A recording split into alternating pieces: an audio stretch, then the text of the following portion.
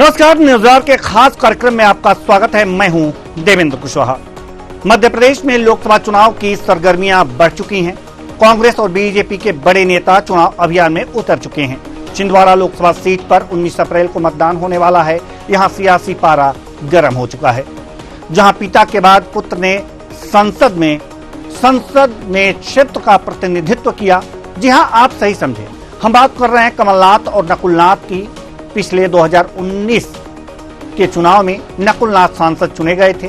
इस बार फिर वे उम्मीदवार हैं, लेकिन इस बार चुनाव नकुल और उनके पिता कमलनाथ के लिए आसान नहीं है।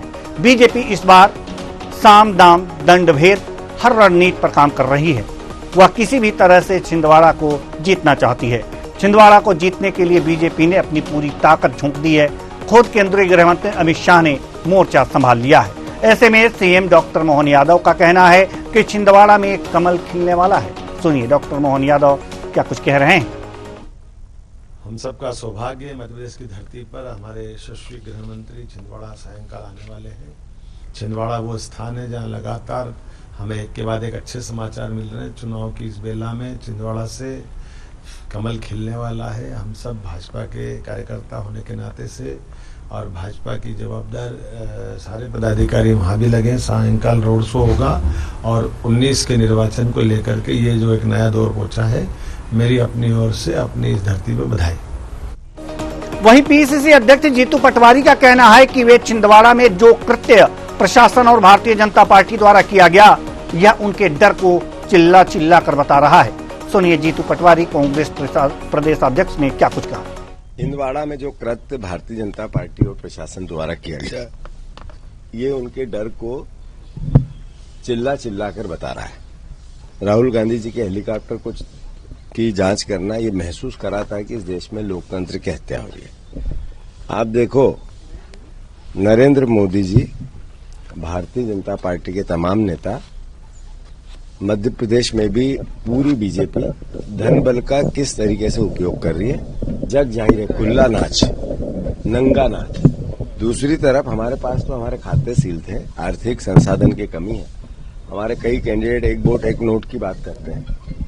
ऐसे में इस तरह की हरधर्मिता, एक विधायक के घर पे 4 घंटे तक पुलिस का रहना, फिर कमलनाथ जी के घर पे इस तरीके की घटनाक्रम करना, ये लोकतंत्र के साथ एक तरह से कुठाराघात है, उसकी हत्या है।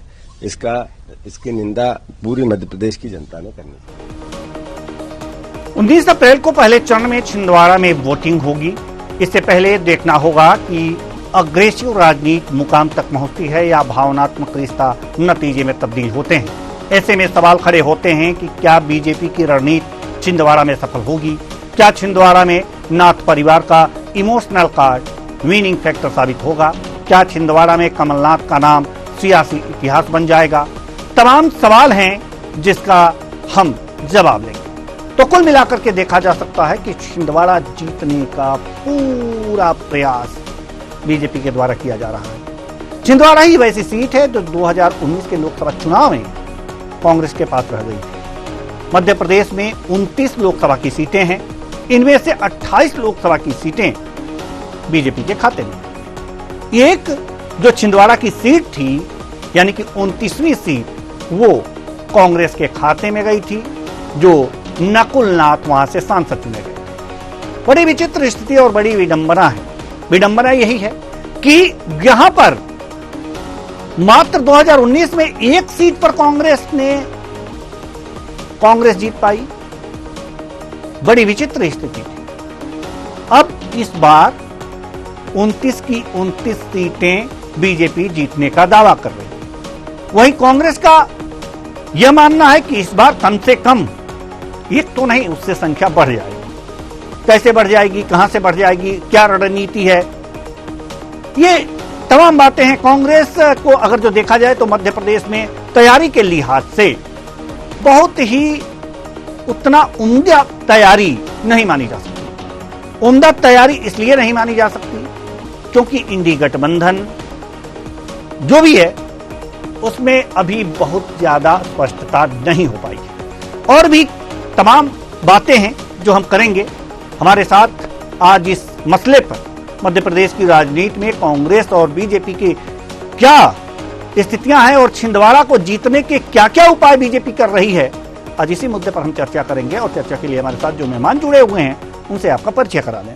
वाड़ी अहलूवालिया जी बीजेपी नेत्री मध्य प्रदेश, आनंद जैन कसलीवाल कांग्रेस प्रवक्ता मध्य प्रदेश, विनोद मिश्रा जी वरिष्ठ पत्रकार, तीनों मेहमानों का बहुत बहुत स्वागत है हमारे इस कार्यक्रम में।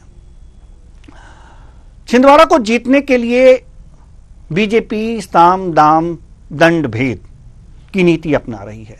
अमित शाह भी आ रहे हैं, उनकी रणनीति बनेगी और छिंदवाड़ा विजय करने का लक्ष्य जो है उस पर जोरदार तरीके से काम किया जाएगा। क्या लगता है वाड़ी अहलूवालिया जी कि छिंदवाड़ा जो एकमात्र सीट 2019 में कांग्रेस के पास तो रह गई थी, इस बार बीजेपी उसे जीत लेगी? न्यूज आवर के सभी दर्शकों को मेरा प्रणाम। बिल्कुल विकास की गंगा बह रही है पूरे देश में और ये मोदी का तूफान है, मोदी की आंधी है।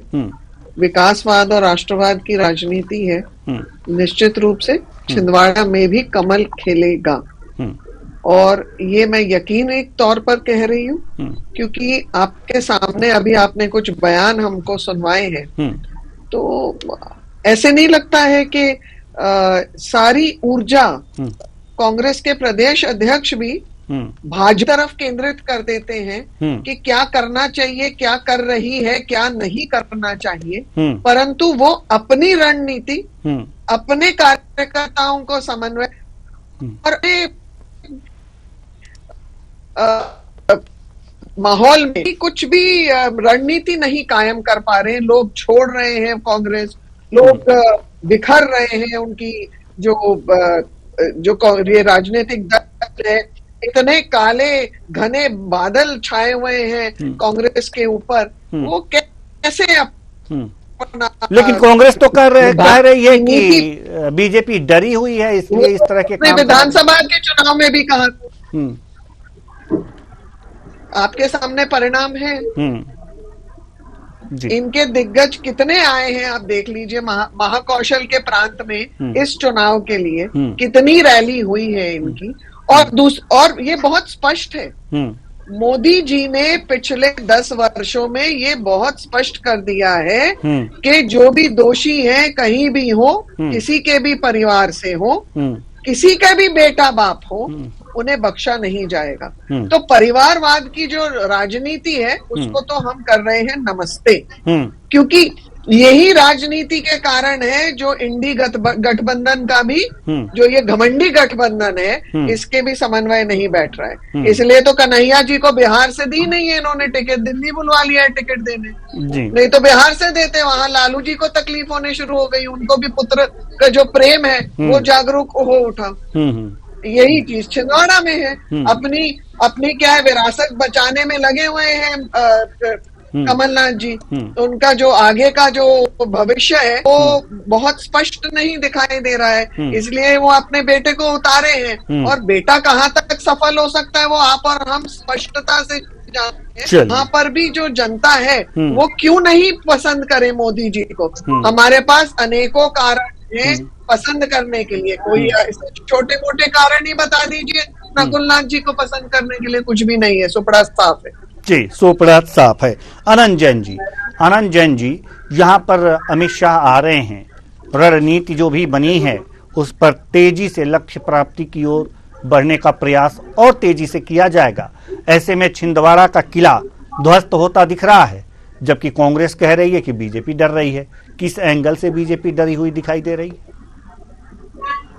इस एंगल से डरी दिखाई दे रही है जी कि आने के पहले आप हमारे विधायक के यहाँ छापा डलवाते हैं, लोगों को डराते हैं, एक मानसिक रूप से एक माहौल बना रहे हैं। अभी कैलाश विजयवर्गीय जी ने एक स्टेटमेंट में कहा था कि अमित शाह जी जहाँ भी जाते हैं वो एक खतरनाक आदमी और लोगों को दिन में तारे दिखा देते हैं। तो ये एक गुंडागिर्दी, एक साइकोलॉजिकल माहौल कांग्रेस को दबाने के लिए, कांग्रेस के वर्कर्स को दबाने के लिए, डराने के लिए ये साइकोलॉजिकल माहौल तैयार कर रहे हैं जिसमें ये बिल्कुल सफल नहीं होंगे, क्योंकि पिछले 40 सालों से कमलनाथ जी का लड़ रहा है और उन्होंने छिंदवाड़ा को हमेशा कुछ न कुछ दिया है। पूरे मध्य प्रदेश में छिंदवाड़ा मॉडल के नाम से जाना जाता है। तो ये कितनी भी बातें कर रहे हैं, आज बीजेपी को क्यों जरूरत पड़ रही है कि सब पूरी बीजेपी छिंदवाड़ा में ही लग गई, क्या बाकी स्थिति नहीं है आपके पास? इसका मतलब डर बीजेपी के पास है। कांग्रेस आज भी आश्वस्त है, कमलनाथ जी ने जो काम किए हैं उनका प्रतिफल में जनता फिर एक बार नकुलनाथ जी को जिता के संसद में भेजे। चलिए, पहली बात। दूसरी बात ये बोल रहे हैं कि मोदी जी तो क्या बंटी साहू जी चुनाव लड़ रहे हैं या मोदी जी लड़ रहे हैं? आप पहले इनसे क्लियर कीजिए। कब तक आप मोदी जी के नाम पे करेंगे? आपने 10 सालों में, आपकी 25 साल में सरकार रही, प्रदेश में आपने क्या किया छिंदवाड़ा के लिए? उसकी उपलब्धि बताए। कब तक मोदी जी का गुणगान करेंगे? चलिए, ठीक है, कब तक मोदी जी का गुणगान करेंगे? विनोद मिश्रा जी, वरिष्ठ पत्रकार, हम आपके पास आना चाह रहे हैं।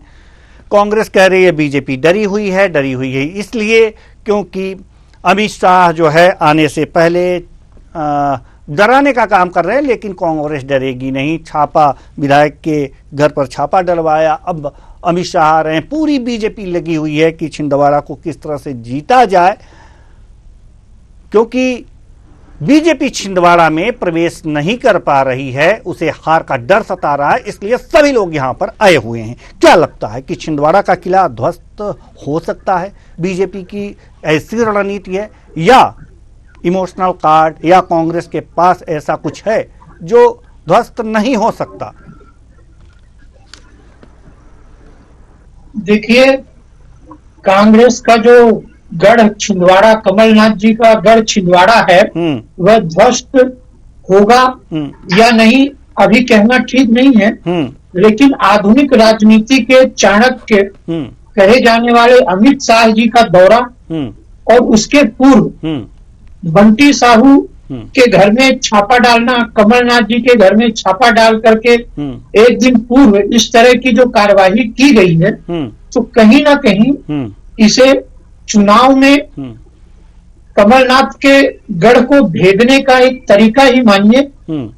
और भारतीय जनता पार्टी वो हर हथकंडे अपनाना चाहती है जिससे कि 29वीं सीट जो मध्य प्रदेश की है उसे अपनी झोली में डाल सके। तो यदि देखा जाए तो आप भी देख रहे हैं कि पूरे अन्य सीटों का कहीं कोई चर्चा नहीं है, केवल छिंदवाड़ा सीट की ही मध्य प्रदेश में चर्चा होती है। तो यह एक भारतीय जनता पार्टी ने अपनी नाक बना रखी है। लेकिन यदि अभी की परिस्थितियों को देखें तो हो सकता है कि भारतीय जनता पार्टी जिस तरह से प्रयास कर रही है तो अपने मंसूबे पर कामयाब हो सकती है।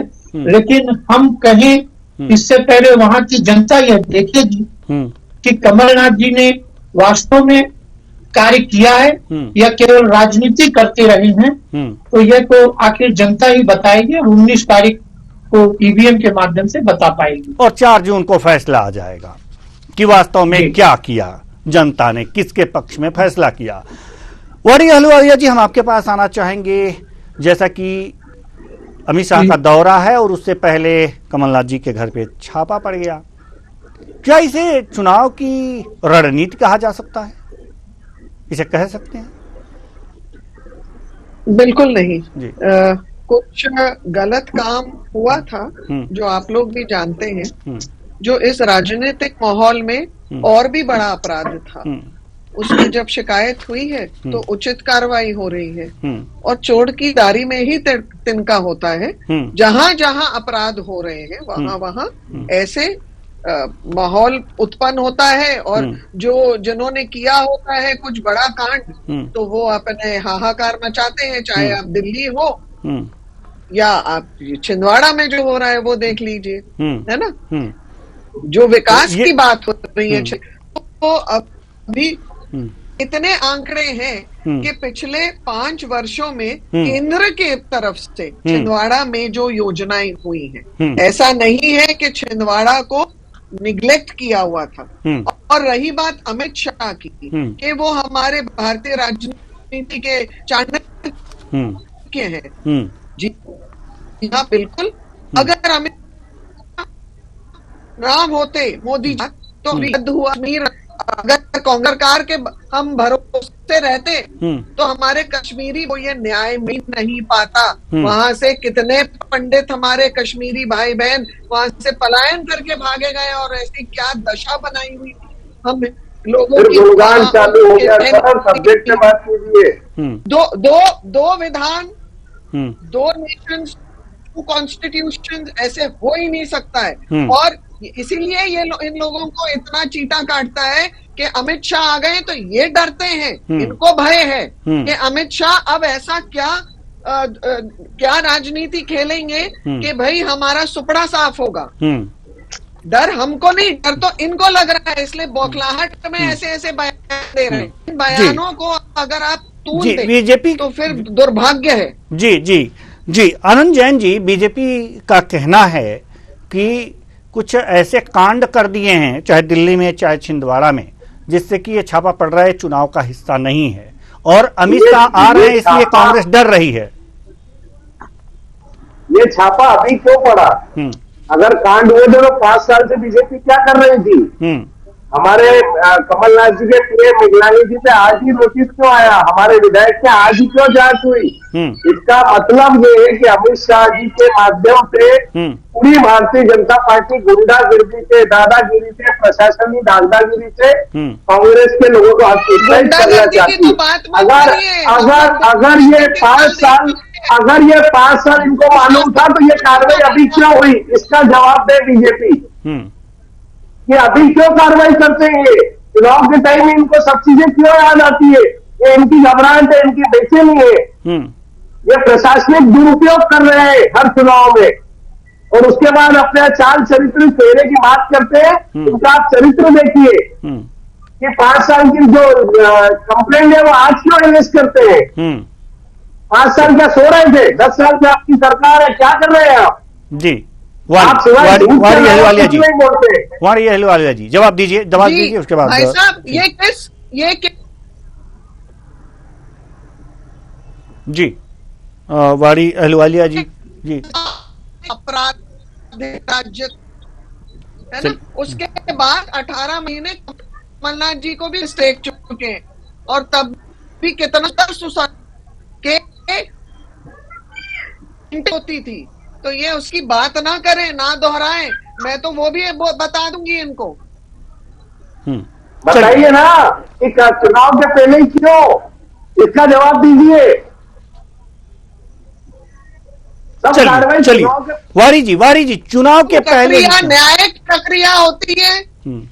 जी न्यायिक प्रक्रिया अपना समय लेती है। प्रक्रिया अपने हिस्से पकड़ा, जो पहिया चलना है, जो चक्र चलना है, वो अपने हिसाब से चलता है। कोई जैन साहब चुनाव से पहले आप कांग्रेस का खाता अनुरूप थोड़ी चलेगा। हम तो आप चुनाव का आप कांग्रेस का खाता चुनाव के पहले फ्रीज करेंगे। यहाँ तो सब जगह इन लोग इनकम टैक्स का छापा आप चुनाव के समय डालेंगे तो 10 साल से आप क्या कर रहे थे? ये आपकी दुर्भावना है कि इन्होंने तो जर्नलिस्ट, ये आप व्यक्तिगत दुश्मनी निकालते हैं। तो क्या है ये हमारे डेमोक्रेसी के किसी भी स्तंभ को ये आदर और इस प्रजातंत्र की बात कर रहे हैं, एड्रेस कर ही नहीं सकते हैं। अरे एड्रेस आप बताइए ना, चुनाव के पहले कार्रवाई क्यों? इसका जवाब दीजिए सिर्फ आप। 10 साल से सरकार क्या सो रही थी कि अधिकारी सो रहे थे? चुनाव के समय अमित शाह जी के आने के 2 दिन पहले ही किस प्रजातंत्र की बात कर रहे हैं आप? सबूत किस संस्कार तो सब आपकी सरकार 10 साल सबूत इकट्ठे कर सके? सुनिए ना, नेशनल हेराल्ड के अच्छा आप बताइए, अभी विधायक जी का छापा लगा, आपको क्या मिला? चल रहा है ना, अभी तक चल रहा है ना, आपको क्या मिला? अभी आपने विधायक जी के छापा मारा, क्या मिला आपको? ये सब मत बताइए। इसका मतलब आप डराना चाहते हैं प्रशासन के माध्यम से। आपको आइडिया नहीं है। बयान देने से कुछ मामला नहीं सेट होता। चलिए नेशनल अरे आप तो गुंडागिरी कर रही है बीजेपी तो शासन के टाइम पे। ठीक है, आपके कैलाश जी बोल रहे हैं कि अमित शाह जी जाते हुए दिन में तारे दिखा देते हैं। विनोद मिश्रा जी बिल्कुल दिखाते हैं, कश्मीर में दिखा के आए उसका। अरे आप हिंदू प्रदेश की बात कीजिए, आप कश्मीर की कहाँ में जाते हैं बार बार? आप अभी प्रदेश की बात चल रही है, आप कश्मीर में चली जाती है। अभी बोल रहे हैं हिंदुस्तान की बात करते हैं, आप पाकिस्तान की बात करने लग जाते हैं। आप अपनी छिंदवाड़ा की बात कीजिए ना, कश्मीर इज नॉट छिंदवाड़ा की बात कीजिए कि आपने जो कार्रवाई की वो अभी क्यों की, चुनाव के समय क्यों की, आप 10 साल से क्या कर रहे थे।